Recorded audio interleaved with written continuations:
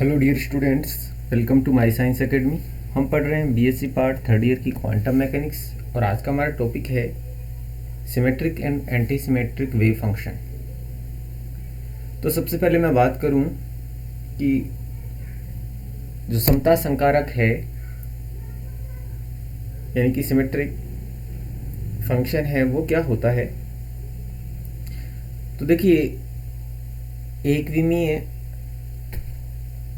जो कंडीशन है उसके अंदर ऐसा संकारक है कि जब हम किसी तरंग फलन साई पे हम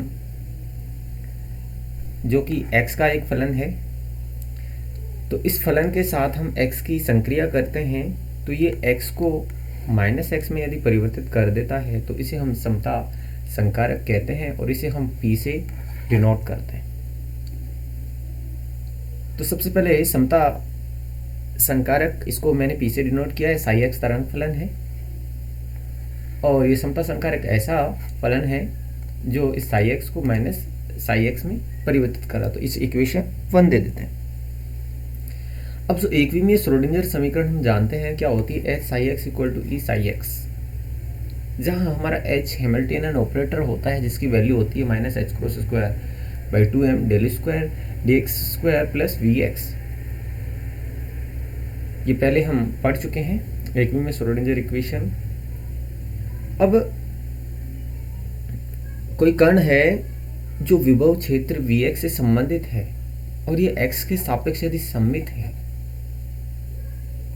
तो इसको ये माइनस एक्स में, यानी कि x है उसको माइनस एक्स में क्या कर देता, परिवर्तित कर देता। तो ये Vx को माइनस Vx में परिवर्तित कर देगा।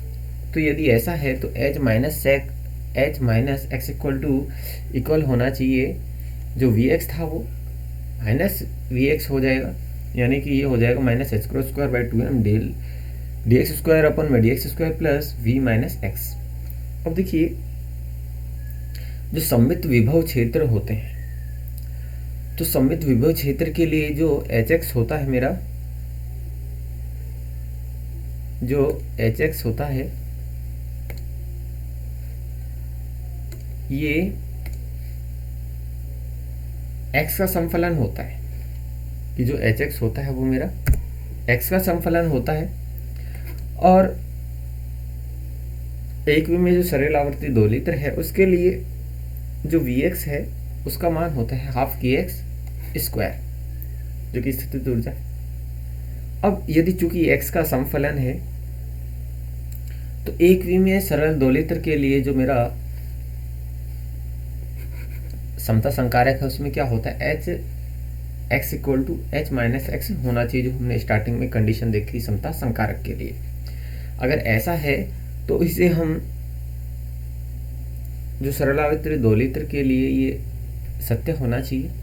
तो हम कर लेते हैं समता संकारक, इस पे अप्लाई कर लेते हैं S I X equal to, तो ये दोनों के चिन्ह चेंज हो जाएंगे क्योंकि H X equal to minus X होना चाहिए, तो एच माइनस एक्स कर देंगे और H I psi minus X. तो एच एक्स, अब ये दोनों एक दूसरे के विपरीत सत्य हैं तो एच एक्स हो जाएगा और साई एक्स हो जाएगा, यानी कि पी ये समता संकारक है, H X psi X equal to H X P psi X, equation 2 आ जाएगी।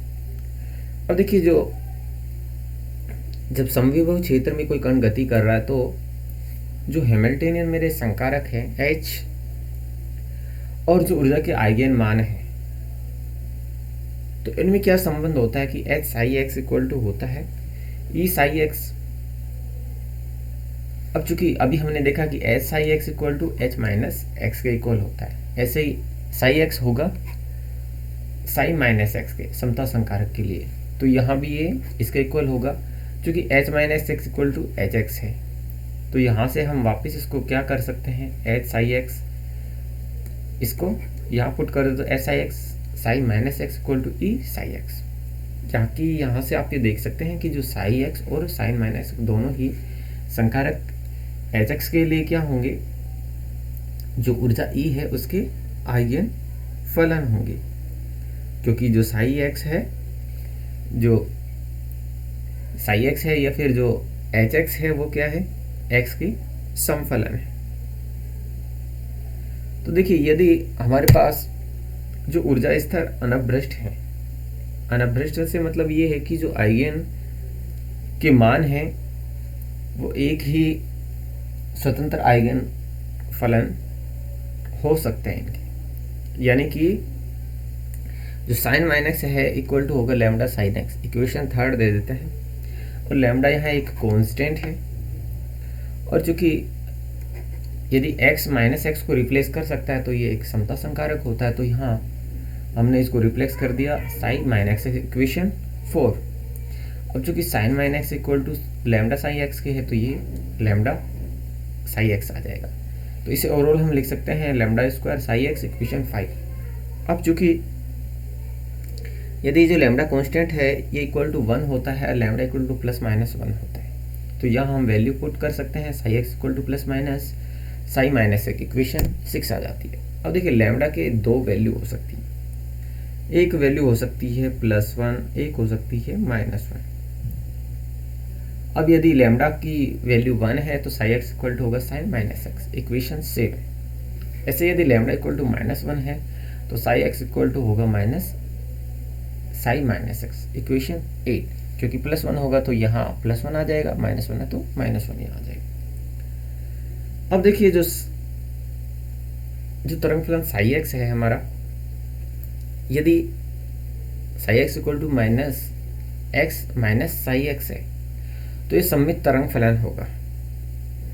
और ये जो तरंग फलन है इसकी यदि हम समता संकारक से संक्रिया करवाते हैं तो क्या आता है, p psi X equal to psi minus X, और ये किसके इक्वल होता है, साई एक्स के, यानी कि इसकी समता क्या होगी, सम होगी। और जितने भी सममित तरंग फलन होते हैं उनके लिए समता संकारक का आइगन वैल्यू है वो 1 होती है। तो ये आप यहाँ से ध्यान रख सकते हैं कि इनके लिए आइगन वैल्यू 1 होती है।